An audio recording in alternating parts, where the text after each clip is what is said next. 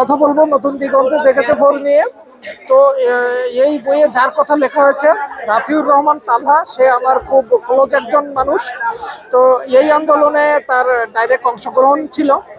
দেখা যাচ্ছে যে এই বইতে আমি তাদের কথা তুলে এনেছি যাদের একেবারে সরাসরি খুব বিখ্যাত হয় না, এই পাট আন্দোলনের সাথে যুক্ত ছিল।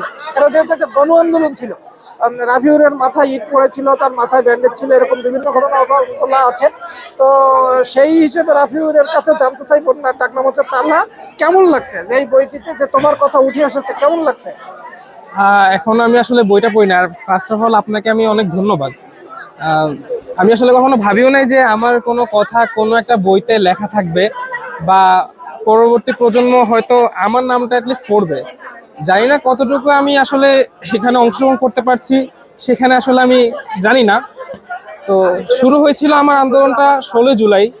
তো যখন আমি দেখতেছিলাম যে আমাদের দেশে যে অবস্থা, একটা ফ্যাসিস্ট এর বিরুদ্ধে যখন লড়াই, তো 16 জুলাই ঠিক আমি তখন সায়েন্স ল্যাবে চলে যাই।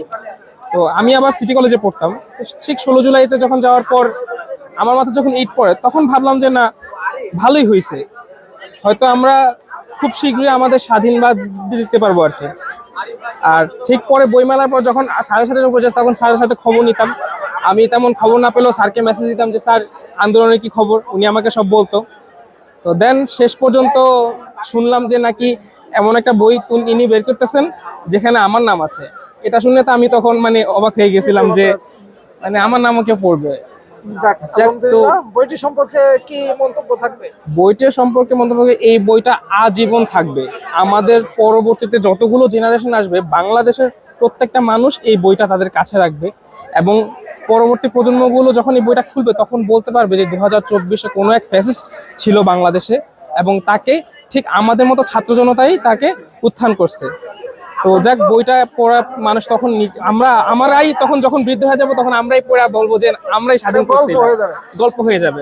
তো যাক, ধন্যবাদ। ধন্যবাদ তোমাকে। বইটি পাওয়া যাচ্ছে জ্ঞানকোষ প্রকাশনীতে, এটা প্যাভিলিয়ন 24 সৌরদী উদ্যানে।